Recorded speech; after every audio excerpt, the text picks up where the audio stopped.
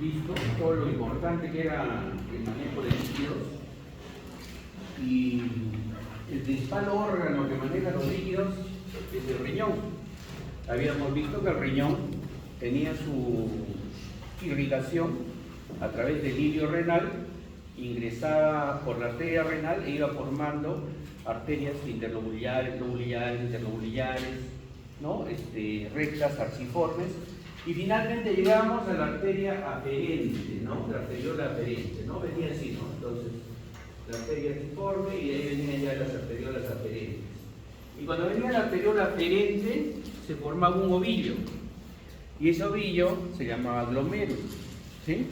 Este glomérulo era el encargado de realizar la filtración. Aquí venía y vimos que había dos juegos ahí importantes. Había 4 presiones importantes que teníamos que conocer. Hidrostática, tanto dentro del capilar como fuera del capilar. Oncótica, tanto dentro del capilar como fuera del capilar. Esas 4 presiones son importantes para nosotros poder entender múltiples patologías que se van a presentar en este sistema, ¿ya? Y múltiples patologías que se van a presentar en problemas sistémicos que afecten el riñón finalmente. Esta arteriola filtra, ¿no? Filtra, y está rodeada de una cápsula que se llama la cápsula de Bowman, ¿sí? La cápsula de Bowman, que es la encargada de recibir la filtración del líquido, ¿sí? E iniciar el camino por unos túbulos que llamamos los túbulos renales, ¿sí? Los túbulos renales. Entonces, ustedes se dan cuenta acá, la arteriola aferente forma su ovillo, filtra en la cápsula de Bowman y sale por la arteriola eferente. Eferente quiere decir que se va, ¿no es cierto? Eferente. Pero esta arteriola eferente tiene en sí acompañada de túbulos, hasta cierto trecho, ¿no? En el cual ya comenzamos a tener sangre venosa. Estos túbulos, estos conjuntos tubulares, entonces son importantes también para tener las 4 funciones que tiene el riñón. Filtración, la primera, la que vamos a ver ahora. Secreción de algunas sustancias, ¿sí? ¿Qué secretamos? Algunas sustancias que en la parte final tenemos que secretar potasio, calcio, fósforo, que tenemos que eliminar, toxinas que tenemos que eliminar. Y ahí les contaba por eso que eliminamos ahí, por ejemplo, la cocaína, la encontramos ahí. En los deportistas encontramos las sustancias prohibidas, las encontramos en la orina. ¿Por qué? Porque se eliminan por esa acumuladura, ¿ya? Entonces, y en ese momento viene lo que se llama excreción. ¿Qué excretamos? Las sustancias de desecho. ¿Qué secretamos? Secretamos también hormonas, que vamos a ir viendo poco a poco. Esto se hace en la acumuladura. Y cuando excretamos se va volviendo sangre venosa. Sangre venosa. ¿Ya? Entonces, esa es la función de nuestro riñón. Y este conjunto de la arteriola aferente, el glomérulo, la arteriola eferente, los capilares peritubulares, porque están alrededor de los túbulos, y los túbulos renales se llaman nefrones. Cada uno de esos es un riñón chiquito, ¿ya? Y a partir de los 70 años se nos comienzan a morir 10% cada año. Entonces, cuando llegamos viejitos, ya llegamos con poquita función renal. Ya, no hay problema, no hay ningún problema. Muchas personas viven como monorrenas, no hay ningún problema. Lo importante es que tengamos un riñón, ya por lo menos funcional, o parte de nuestro riñón funcional. Esa es la parte funcional, fisiológica, ¿no? Pero ustedes han visto, ¿no? Cómo es tenemos una cápsula y una médula renal, ¿sí? Hemos visto en las primeras, la cápsula que rodea, donde están los glomérulos, que es donde llega la sangre y se filtra, y la médula renal, que es donde están los túbulos, que es donde nosotros vamos haciendo las concentraciones. ¿Qué pasa? Vamos a ir viendo qué pasa si, por ejemplo, nos dañamos la médula renal. Vamos a hablar de los tipos de insuficiencia renal y todo ese cuento, que lo van a ver también en la práctica, que es importante. Entonces, esa es nuestra nefrona, es un conjunto, ¿no es cierto? Un glomérulo y su cápsula de Bowman, y eso constituye el corpúsculo renal, y el resto constituye ya toda la nefrona. Ya toda la nefrona. Entonces, como ven, nuevamente aquí nos estamos dividiendo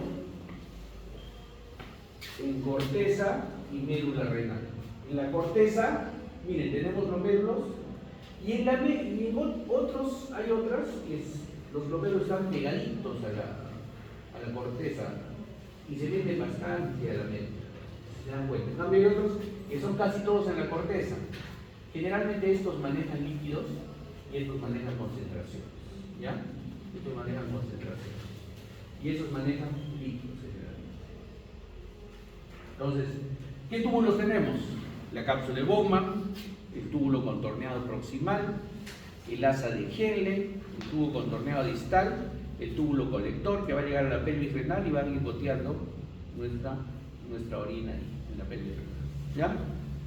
Entonces, vamos a ir yendo camino poquito a poquito para ir avanzando. Bien. Entonces, hemos llegado al capilar, a la arteriola aferente. ¿Ya? A la arteriola aferente. Cuando llegamos a la arteriola aferente, este es un vaso sanguíneo, ¿sí? Entonces, ¿qué tiene el vaso sanguíneo dentro? Tiene su endotelio, ¿sí? Y como es capilar, tiene sus agujeritos. Acuérdense de fisiología cardiovascular, ¿no? De todos los tipos de capilares, continuos, fenestrados, ¿no? Entonces, este tiene sus discontinuidades, ¿sí? Es un capilar discontinuo fenestrado, tiene fenestración, o sea, tiene sus agujeritos para que pase. Por ahí, pero son pequeños, tienen menos de 100 nanómetros, entonces no van a pasar las moléculas proteicas. Y entonces, ¿qué va a filtrar? Va a filtrar de acuerdo a la presión que va llegando. ¿Qué presión llega genera el plasma, el líquido? ¿Qué presión genera? Presión hidrostática. Entonces, va llegando la presión hidrostática. ¿Y dónde viene la presión hidrostática? Viene mi presión arterial, pues, ¿no? ¿Sí? Viene mi presión arterial. Y habíamos dicho que por esos capilarcitos tienen que pasar 180 litros al día. Y tienen que ir cayendo por minuto 125 mililitros tiene que irse filtrando el plasma. Es una limpieza. Pero para pasar eso, tiene que pasar por esas ventanitas que tiene el endotelio del capilar. El endotelio del capilar, debajo, recordemos que también tiene su membrana basal del capilar, ¿no? También está su membranita basal, también con. Y de ahí tenemos la cápsula de Bowman. Y la cápsula de Bowman tiene unos podocitos, células epiteliales, como son unos podocitos que reciben. Entonces, todo eso tenemos que pasar para que vaya filtrando el líquido y las sustancias que van a caer a la cápsula de Bowman. ¿Ya? Tenemos 3 capas, entonces. El endotelio del capilar, su membrana basal, y las células, los podocitos que vienen de la cápsula. ¿Ya? 3 componentes, y a eso se le llama la membrana, ¿no es cierto? La membrana de los capilares glomerulares. Entonces, nuevamente vamos, el ovillo vascular, la cápsula de Bowman, ¿sí? El ovillo vascular viene rodeado por su cápsula de Bowman, que tiene un epitelio plano con sus podocitos nada más, ¿no?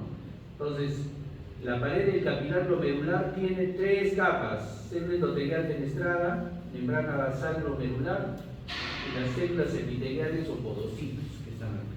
Entonces, 3 capas. ¿Qué característica más tiene, aparte de ser muy pequeña, tener los agujeritos demasiado pequeños? Ahí está el ultramicroscopía, ¿no? ¿Qué otra característica tiene? Que tiene una carga bastante negativa, porque tiene muchas proteínas, una carga bastante negativa, ya negativa. Miren, las 2 características importantes: tamaño de las fenestraciones y la carga negativa, ¿no? Ahí tenemos los podocitos, pues, debajo de la membrana basal.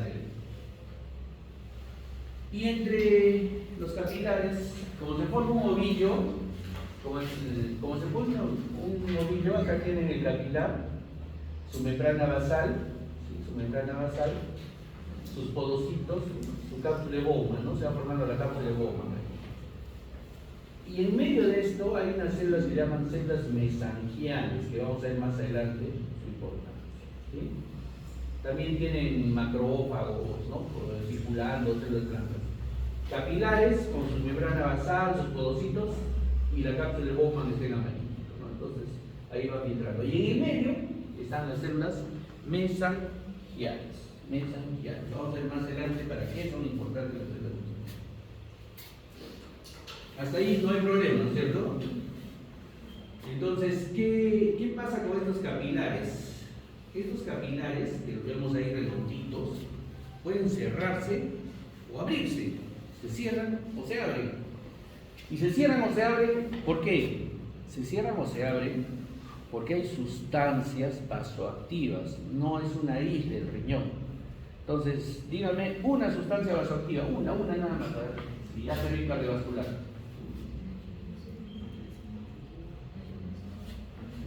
¿Cuál?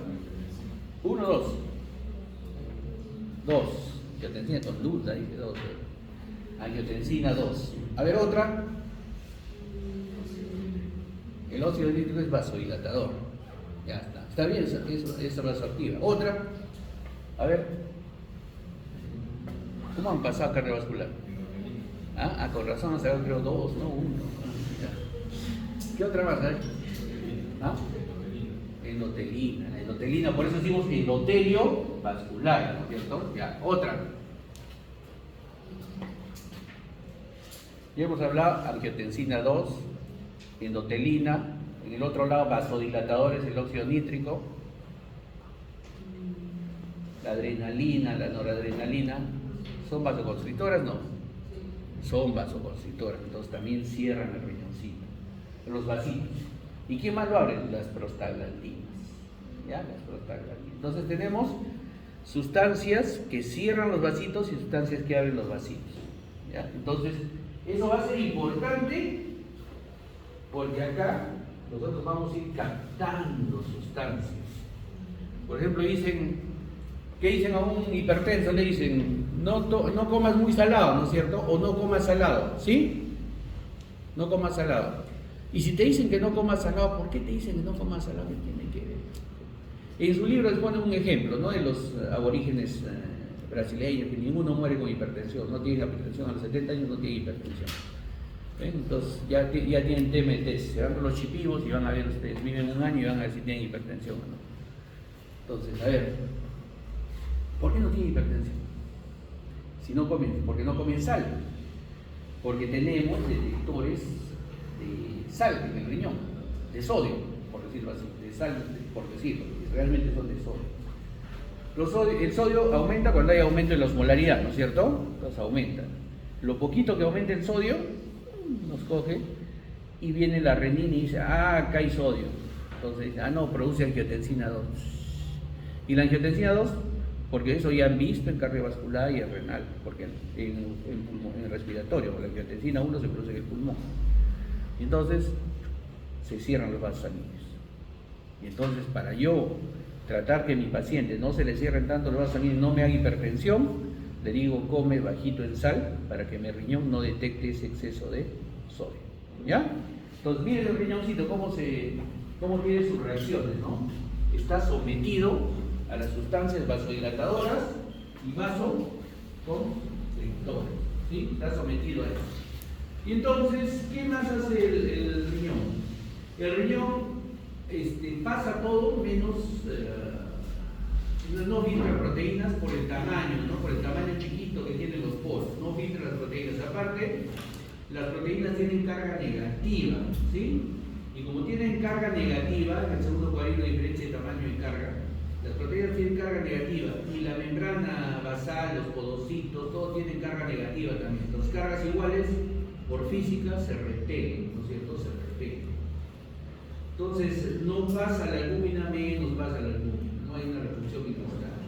Entonces, ¿qué cosa pasa? Pasan electrolitos chiquitos, agua, urea, glucosa, pasa por la orina. ¿Y por qué no aparece la orina final? Vamos a ver. Entonces, esto ya es conocido por ustedes. Tenemos una arteriola aferente, tenemos una arteriola, y miren acá, resaltamos que tiene un esfínter, ¿no? ¿Y para qué tiene ese esfínter? Para reaccionar con las sustancias vasoactivas que acabamos de ver. Y la arteriola deferente también tiene su... Entonces, ¿qué pasa? Están sometidas estos capilares, este glomérulo está sometido está sometido a la arteriola aferente y deferente. ¿Qué tiene que pasar? Tiene que venir sangre, la sangre va a pasar acá, la sangre tiene presión hidrostática y presión oncótica, ¿sí? Y tiene que pasar a la cápsula de Bowman, y la cápsula de Bowman hay presión hidrostática, porque siempre está con líquido, siempre está con líquido. Y la presión hidrostática en la cápsula de Bowman cambia, es grande, es 18. ¿Por qué? Porque tiene líquido ahí. Entonces, miren, ¿quién quiere salir? La presión del glomérulo, 60. Quiere salir del plasma. ¿Quién lo retiene? ¿Quién quiere que entre? La presión hidrostática de la cápsula de Bowman. 18. ¿Quién más quiere que entre? La presión oncótica, coloidosmótica, 32 milímetros. ¿Ya? Entonces, 18 más 32, ¿cuánto es? 50. Y la presión hidrostática 60. ¿Cuánto era un capilar normal? Era 0.3, ¿no es cierto? La salida normal. ¿Cuánto es acá?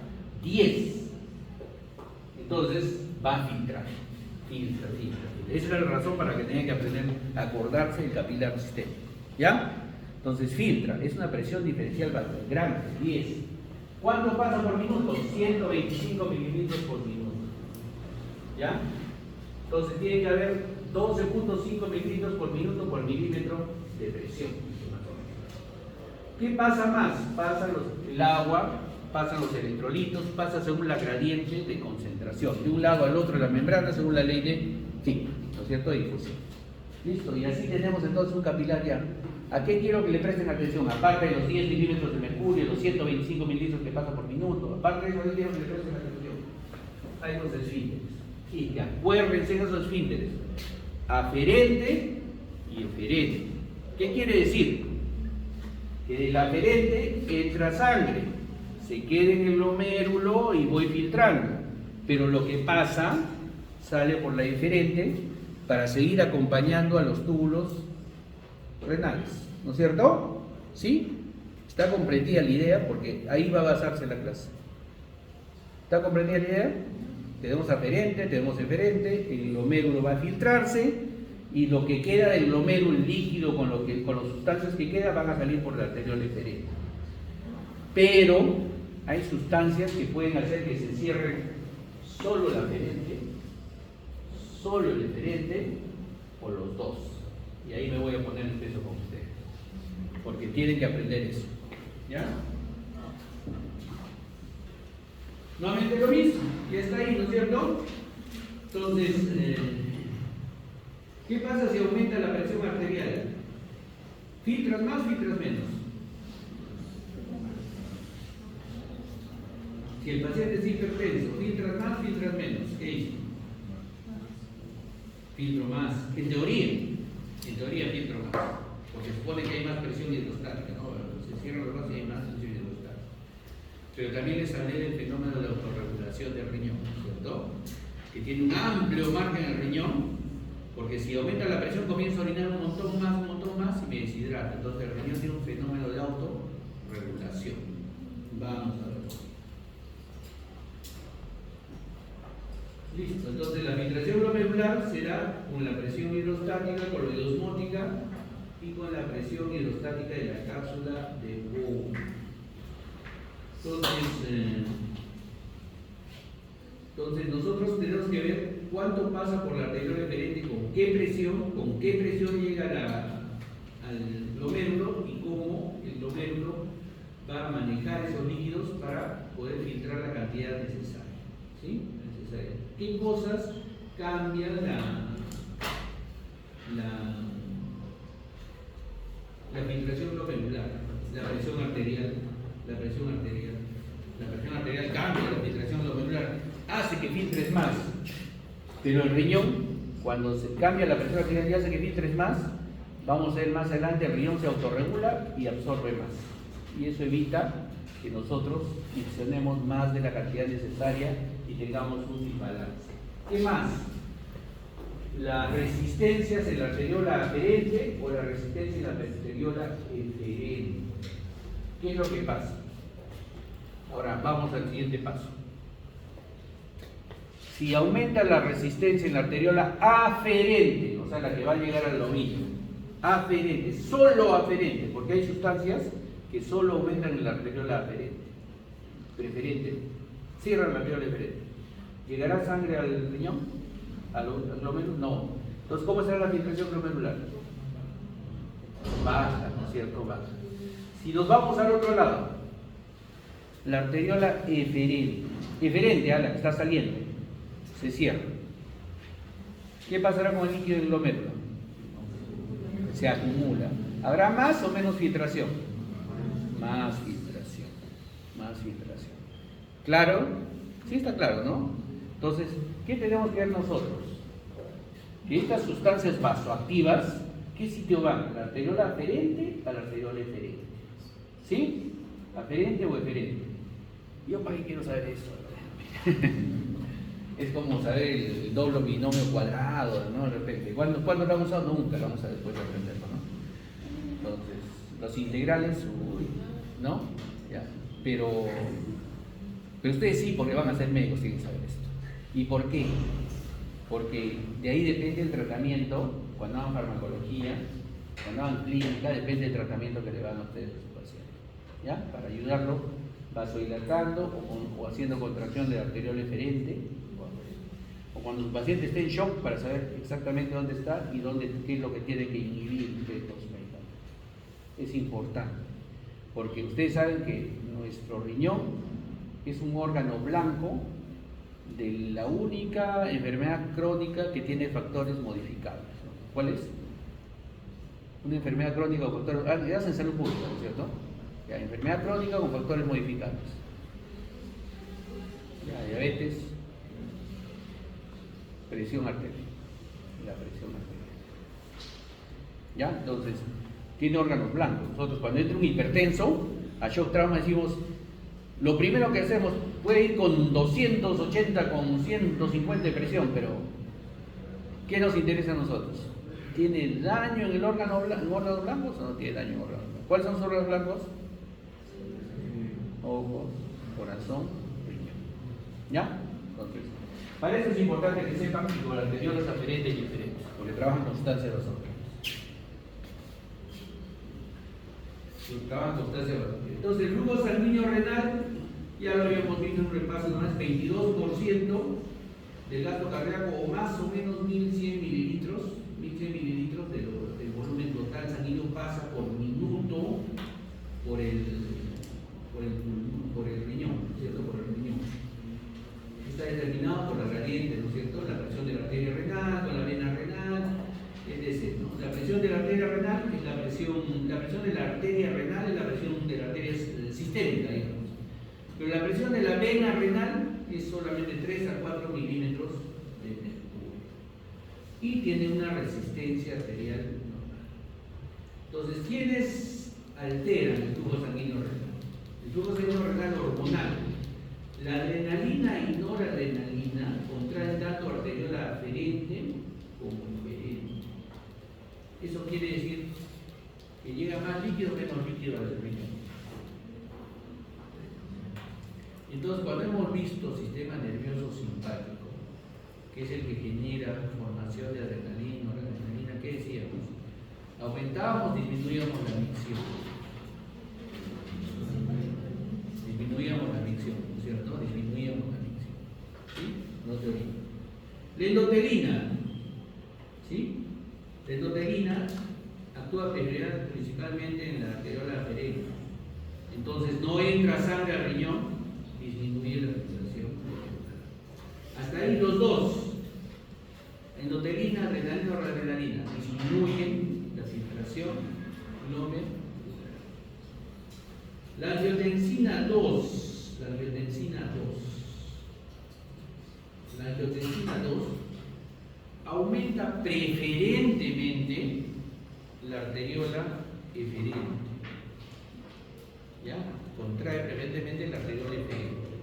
Entonces ya cambiamos, es diferente a la adrenalina, noradrenalina y endotelina, ¿no es cierto? Que contraen los dos, y la endotelina preferentemente la aferente. La angiotensina 2, un vasoactivo muy importante del organismo, es principalmente la arteriola eferente. Si contraigo la arteriol eferente, llega la sangre y se va a encontrar cerrada, entra por el filtrado glomerular, pasa la cápsula de Bowman y se encuentra acá, cerrado. ¿Qué pasará con la filtración glomerular? ¿Aumenta y disminuye? Aumenta. Relativamente aumenta. Tampoco es que aumente gran cosa porque siempre esté un poquito contra la arteriol eferente, pero es preferentemente la arteriol eferente, la angiotensina 2, y entonces aumenta la filtración glomerular. Vasoactivos diferentes, ¿ven? ¿Sí?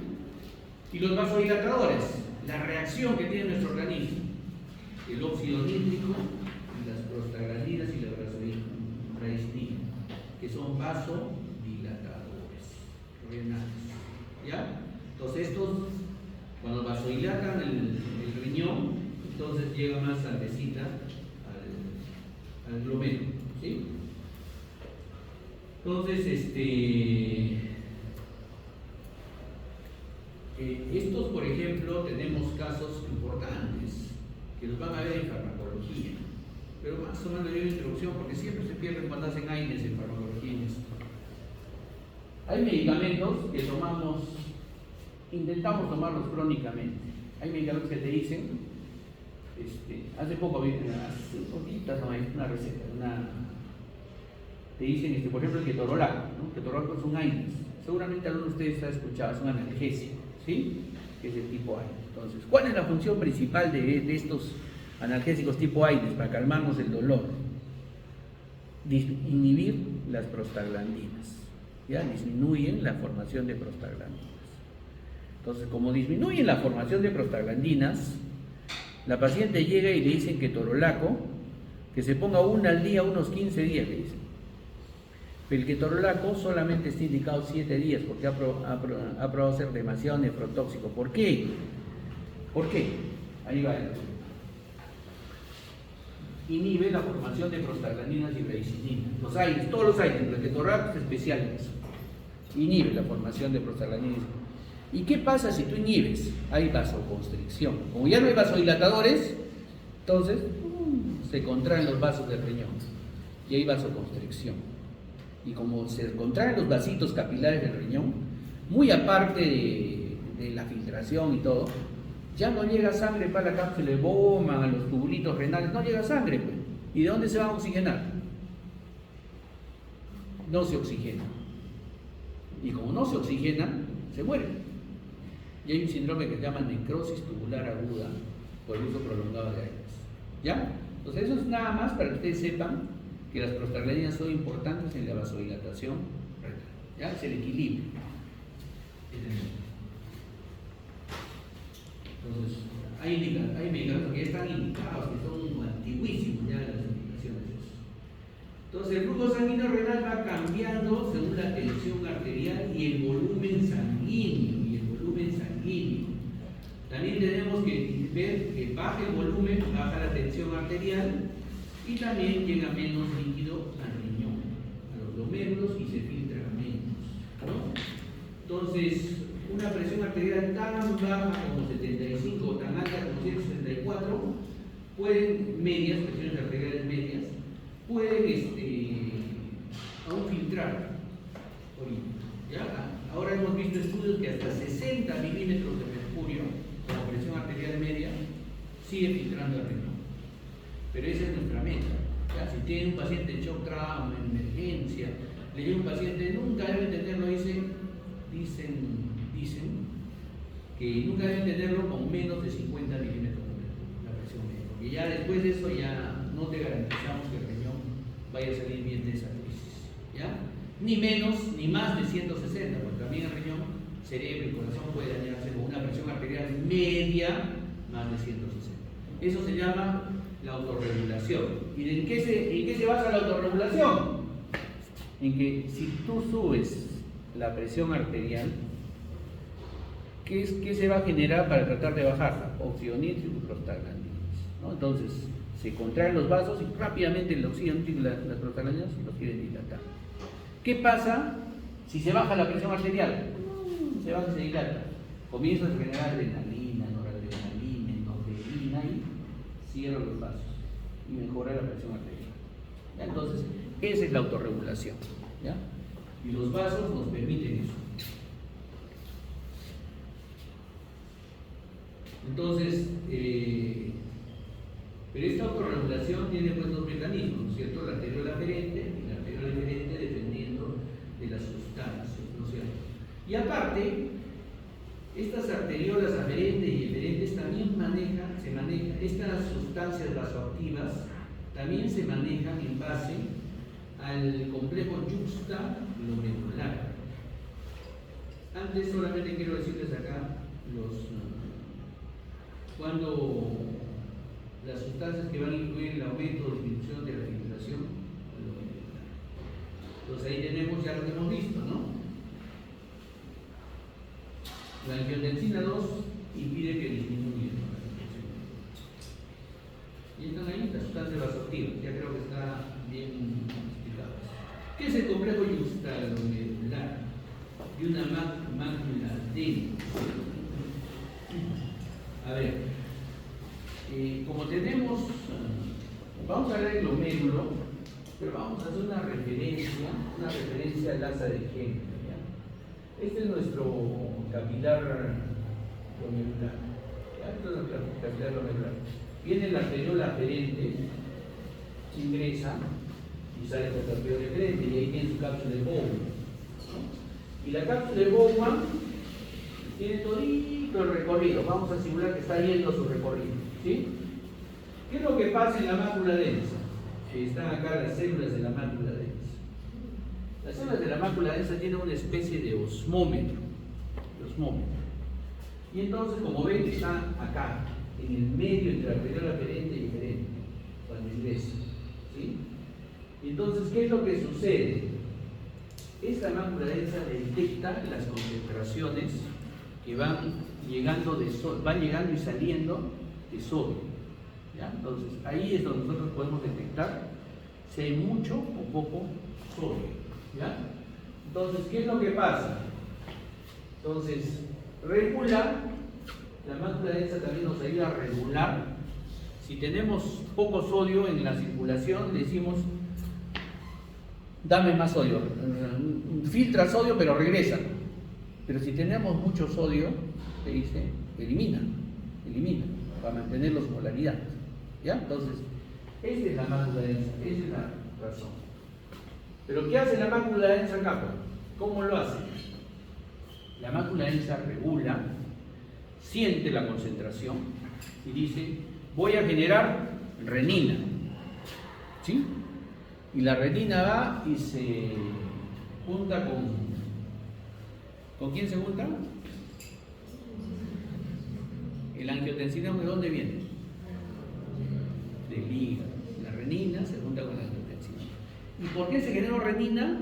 Porque la renina sintió que faltaba sodio, ¿sí? Entonces, siempre que eliminamos, vamos eliminando sodio. Entonces, siempre se genera renina, siempre se genera renina. Ahora, generas más cuando tienes mucho sodio, ¿ya? Generas más cuando tienes mucho sodio.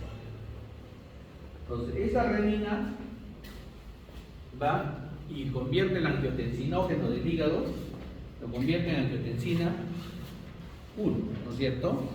Y esa angiotensina 1 viaja al pulmón y se convierte en angiotensina 2 por una hormona que se llama enzima convertidora de angiotensina. Y esa angiotensina 2 hace una vasoconstricción, no solo en el riñón, sino una vasoconstricción total, ¿no? Pero tiene sus receptores, esa angiotensina 2, ¿sí? Los ARA, ¿sí? Receptores, ARA 1, ARA 2. Ya, eso es importante, ¿para qué? ¿Para qué le va a servir ese conocimiento tan? Dicen, igual que el binomio, no, también les va a servir. Ya de acá en adelante, todo les va a servir. ¿Para qué les sirve eso? Tenemos medicamentos inhibidores de ECA. Cuando hagan fármaco, no van a correr. Les digo que cuando hagan fármaco, el fármaco es acá nomás, ya no, o sea, aprobamos esto, espero que la mayoría apruebe, y ya pasamos a fármaco, ¿no? Los fármacos, los primeros capítulos son toditos de esto, ¿ya? Inhiben ECA. Entonces, si inhibes el ECA, ¿qué pasa? Sube, baja la presión. Baja la presión. Entonces, van ustedes, revisen el baúl de su abuelita, de sus tío, de su mamá, todo. Y los que son hipertensos, ¿qué toman? Captopril, enalapril, lisinopril, todos son inhibidores ECA. ¿Ya? Y si no van y comienzan los sartán, valsartán, olmesartán, todos son inhibidores ARA, que son de receptor de la angiotensina 2. ¿Listo? Entonces ya ustedes ya tienen ese conocimiento, no se pueden equivocar en fármaco. Y esas son preguntas de NAMA. Son preguntas de NAMA. ¿Ya? Entonces, entendida la idea, ¿no es cierto? ¿Por qué se genera renina? ¿Sí? Listo. Entonces vamos a ver nada más un repaso de la clase. Entonces, los podocitos, la membrana basal y los pedículos fenestrados. Listo. Y entonces, ¿y cómo visionamos? Bueno, se funde la pelvis renal, porque vamos a hablar ahora sobre los médulos. Y tenemos que ver básicamente, aquí vamos a ver, ¿no? Que tenemos dos lugares de la micción, ¿no es cierto? Ya la micción es llenar la orina, nada más, llenar la orina. ¿Cuánto de orina tienes que llenar? ¿Cuánto puede llenar? Dice que tu vejiga tiene que llenar hasta 40-60 milímetros de mercurio de presión en la pared de la vejiga para que ya tus ganas de orinar sean ya extremas. ¿Ya? Entonces, ¿qué es lo que hacen? Hay dos sistemas, parasimpático y simpático. El parasimpático maneja todo lo que es el músculo detrusor, toda la parte superior de la vejiga, que lo han hecho en anatomía, es el músculo detrusor, que es el que ayuda a contraer para la micción. Y abajo es el músculo, y abajo está el esfínter vesical, es la parte del sistema simpático, que también hace, colaborando con la inducción de filtración, hace que cuando te asustes se cierre el esfínter y no micciones. Y cuando te relajas, vas al baño y salen 3 litros, ¿cierto? Entonces, pero cuando te asustas, no, pues no pasa nada de eso, ¿ya? Entonces, el sistema simpático maneja la parte superior de la vejiga y el esfínter. Y el sistema parasimpático maneja principalmente al músculo detrusor, ¿ya? Y maneja la urina. Entonces, pero el esfínter, ambos son involuntarios, pero tenemos el esfínter final voluntario. ¿Sí? Entonces, se va llenando la vejiga, todo es a nivel de la médula espinal, se llena la vejiga, ¿sí? Tienes una cierta capacidad de llenar la vejiga, dicen más de 500 mililitros ya no puedes retener mucho, ¿sí? Y después viene ya el estímulo simpático, disminución del estímulo simpático para poder abrir los esfínteres. Y la contracción del músculo detrusor por estímulo parasimpático. ¿Ya?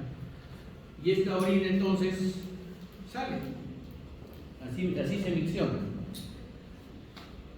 ¿Qué es lo que vamos a seguir entonces haciendo? Quiero repasarles nada más. Entonces, hemos visto que las sustancias salen por el glomérulo y salen hacia la cápsula de Bowman, ¿sí? Y al salir hacia la cápsula de Bowman, no solamente sale agua, ¿no? Salen sustancias, ¿sí? Salen sustancias. Y estas sustancias se van a juntar con los capilares peritubulares, que se llaman. Peritubulares. Nosotros hemos visto hasta ahorita ahí arriba, ¿no es cierto? Apendiente, cápsula de Bowman y mácula densa. Pero la cápsula de Bowman entra a los túbulos y tiene conexión directa con los capilares. Haciendo su función de, arriba hacía filtración y abajo hace su función de secreción y excreción. Secreción, excreción y excreción, ¿no es cierto? Pero también tenemos que filtrar, entonces reabsorber.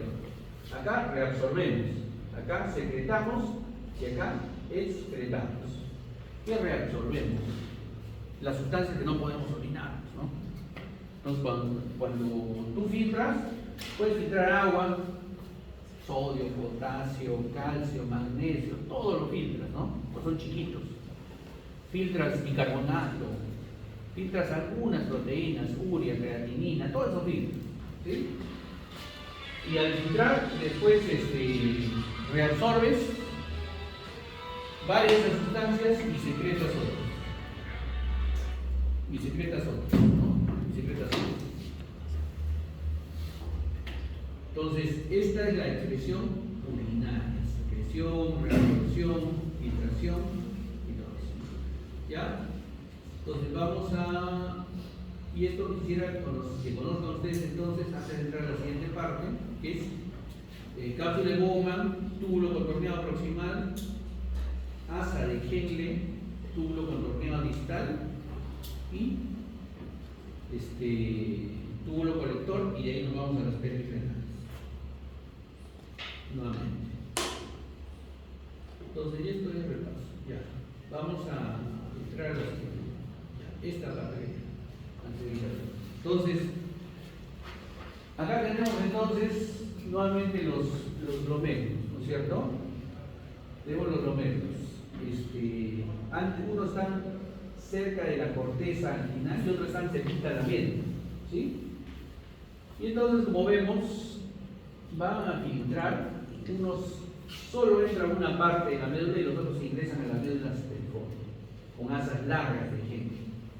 Estos nos van a manejar volumen y estos nos van a manejar concentraciones de solutos. ¿Ya? Entonces, ¿qué vamos a manejar ahora? El glomérulo, y vamos a manejar las cápsulas, vamos a manejar ahora la tubuladura, que se reabsorbe en el contorneado proximal, que se reabsorbe en el asa de Henle, que se reabsorbe en el contorneado distal. ¿Ya? Entonces vamos a ir avanzando así. ¿Y qué llega al final? ¿Ya? Solo vamos a avanzar hasta las 9:20, que es no se preocupen, no se asusten.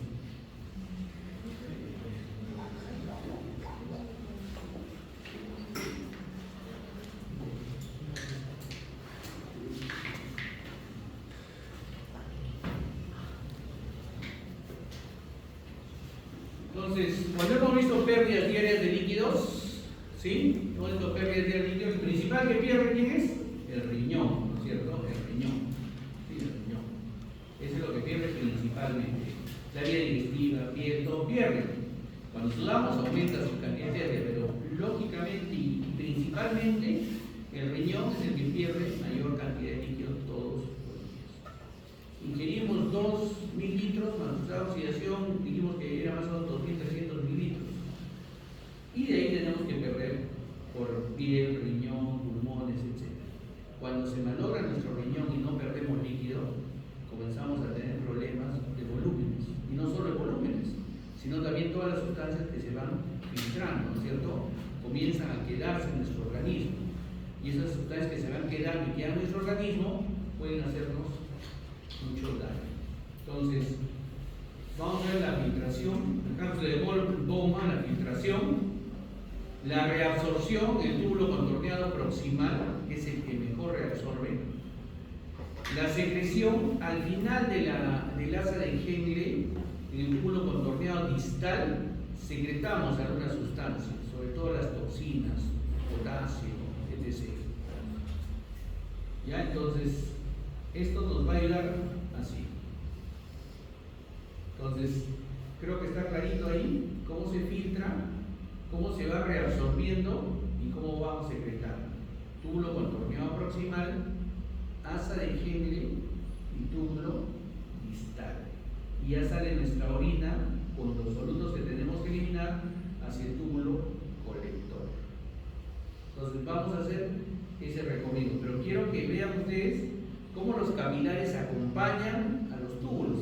Los capilares no es que uno vaya por un lado y otro por el lado, no, sino que cuando tú reabsorbes algo, ¿a dónde lo vas a reabsorber? A la sangre. Y cuando tú secretas algo, ¿de dónde va a venir? De la sangre, ¿no? Entonces, nuestra sangre va regulándose con las sustancias que se van reabsorbiendo y secretando en el riñón. Por eso es la importancia que nuestros riñones funcionen bien, porque si no funcionan bien, entonces nos vamos a ir juntando de sustancias.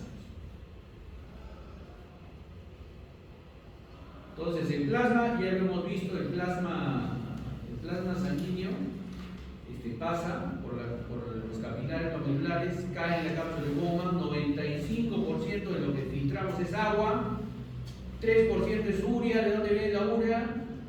De toda la parte nitrogenada, ¿no es cierto? Y el resto es potasio, sodio, cloro, iones, sulfatos, ácido úrico, creatinina, que hace el 2%. Y ese es el filtrado que pasa por nuestra membrana capilar glomerular. ¿Ya?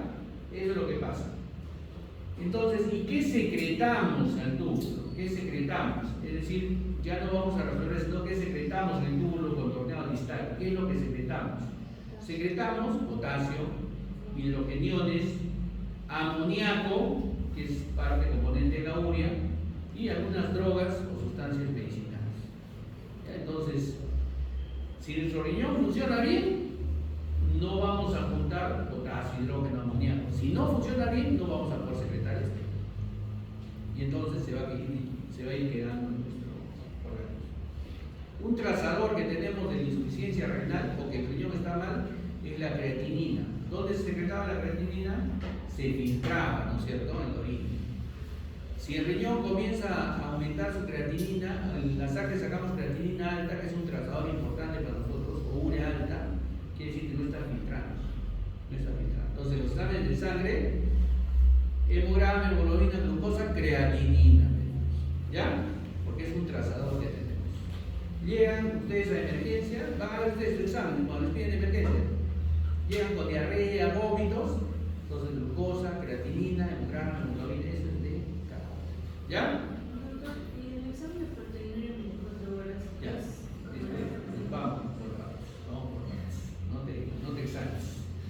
Sí lo vamos a conversar. Entonces, ¿y qué pasa? ¿Y tiene que haber potasio, hidrógeno, amoníaco en la sangre? Sí, le sacamos también, sobre todo el potasio, es otro trazador. Y el potasio tiene que estar en niveles de 3, 5, 4, 5, ¿no? Como hemos quedado ya. Si está muy alto, es que no estamos secretando potasio, se está quedando en el riñón, se está quedando en el cuerpo y no está secretando. Algo está pasando en ese riñón. ¿Ya? Entonces, urea igual es del amoníaco. Entonces, ¿qué reabsorbemos? A ver, vamos a comenzar. En el contorneado proximal se filtró la orina por el túbulo, por el glomero. Pasó a la cápsula de Bowman. ¿Qué pasó? 95% de orina, ¿sí? Pasó 3% de urea y pasó 2% entre iones, sodio, potasio, calcio, magnesio, bicarbonato, urea, creatinina, ¿no? Entonces pasaron.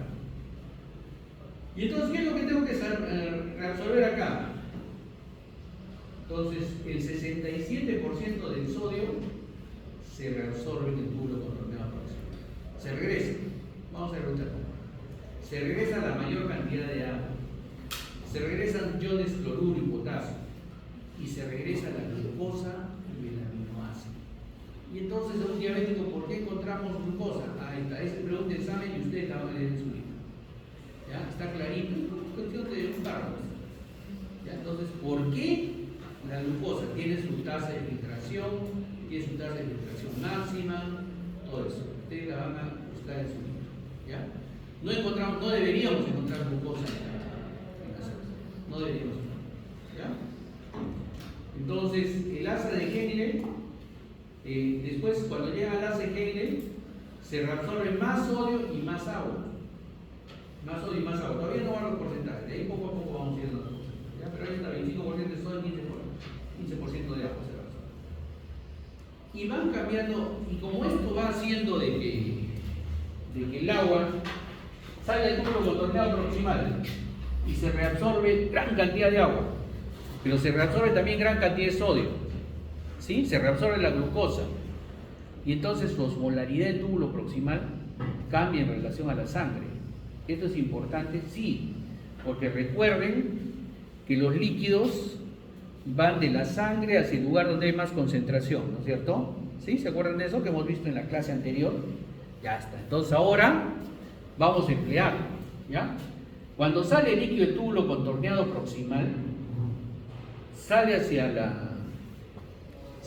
el túbulo proximal, y comienza a reabsorberse agua, gran cantidad de agua, casi todo el agua se reabsorbe ahí, se reabsorbe gran cantidad de sodio, se reabsorbe sodio, y se comienzan a reabsorber glucosa, aminoácidos, los poquitos aminoácidos chiquitos se reabsorben también ahí con el sodio, ¿sí? Y entonces va quedando un contenido un contenido isosmótico. Pero pasa al asa de Henle, y el asa de Henle tiene dos características, tiene dos partes. Descendente, llega al fondo y asciende nuevamente. Ya han visto, ¿no es cierto? Por eso se llama asa, ¿sí? Cuando pasa al asa de Henle, la primera parte del asa de Henle es hiposmótica.